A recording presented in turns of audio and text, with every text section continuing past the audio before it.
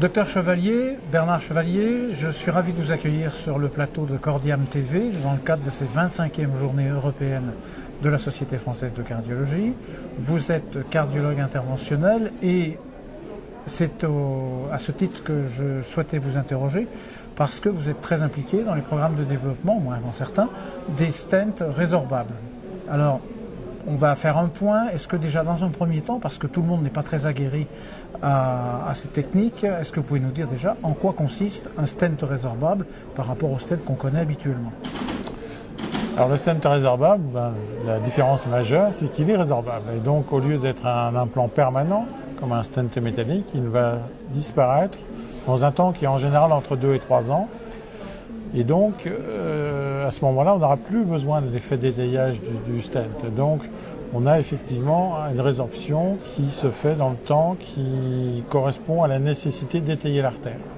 C'est donc la résorption de la totalité du stent et pas uniquement de la matrice. Exactement. C'est-à-dire qu'on va avoir d'abord une résorption de ce qu'on appelle le coating, c'est-à-dire ce qui est à la surface du stent dans lequel il y a la drogue, et puis ensuite, ce qui remplace donc la maille métallique, ce qui est une maille donc en polymère, va disparaître dans un délai de 2 à 3 ans. On entend parler depuis déjà longtemps de ces stents, donc je suppose qu'il y en a un certain nombre en développement, sans doute certains plus avancés que d'autres. Où en est-on aujourd'hui pour les plus avancés? Qu'est-ce qu'on sait? Qu'est-ce que les études cliniques, nombreuses aussi, nous ont montré sur ces stents par rapport, bien sûr, aux stents classiques? Quand je dis classiques, c'est surtout les stents enrobés les plus utilisés actuellement. Alors effectivement, beaucoup de projets en développement, une petite vingtaine.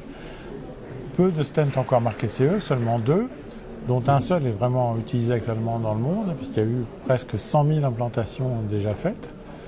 Et ce produit donc, est à base d'acide polylactique, qui est un polymère, est celui qui a été le plus étudié. Alors ce qu'on sait actuellement dans les études cliniques, c'est que ce stent fait aussi bien qu'un stent métallique actif classique. Ça, c'est la première certitude dont on dispose. Délai? On a maintenant entre 1 et 5 ans de recul suivant les études cliniques. Donc ça vous dit, c'est dans un délai de 1 à 5 ans, on fait aussi bien.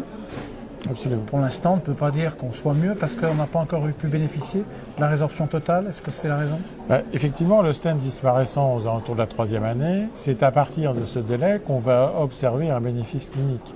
Et on n'a pas suffisamment d'études, notamment d'études randomisées avec un suivi à long terme, pour en être à ce stade d'observation.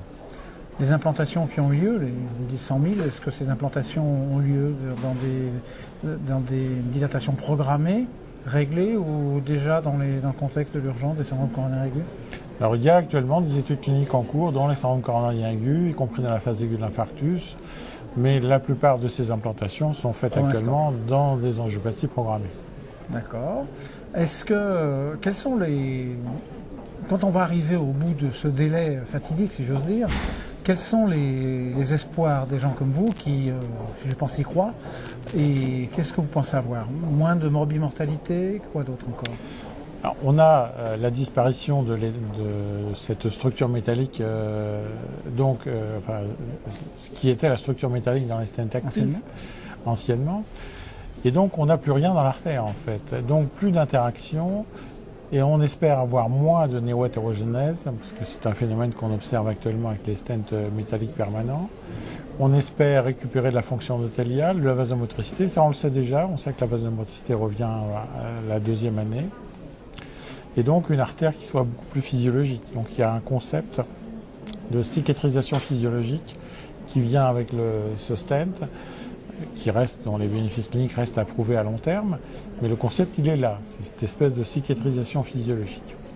Est-ce que les patients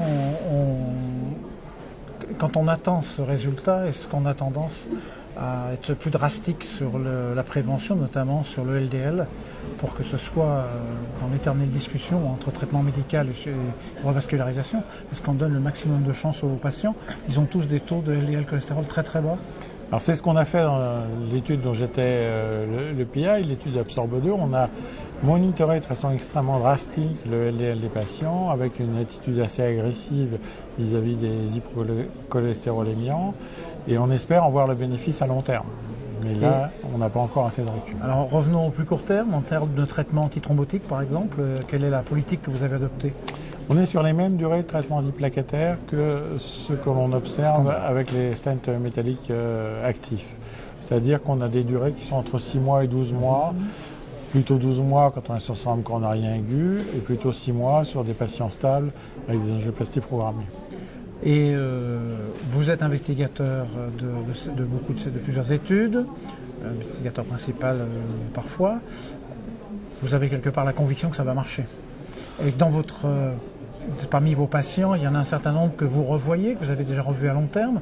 Est-ce que votre intime conviction se forge dans le bon sens, compte tenu de ce suivi des premiers patients?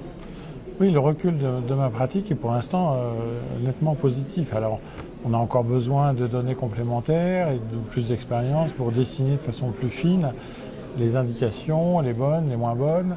Mais clairement, pour l'instant, on sent des choses qui vont dans le bon sens. C'est parfait, donc il ne reste plus qu'à attendre.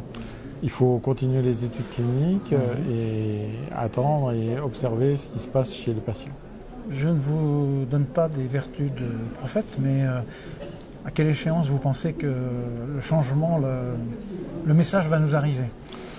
On peut penser que dès la fin de cette année, on aura des données plus intéressantes, mais probablement, on va dire, courant 2016, on commencera à avoir un recul suffisant pour avoir une idée, espérer une évaluation plus précise du bénéfice potentiel.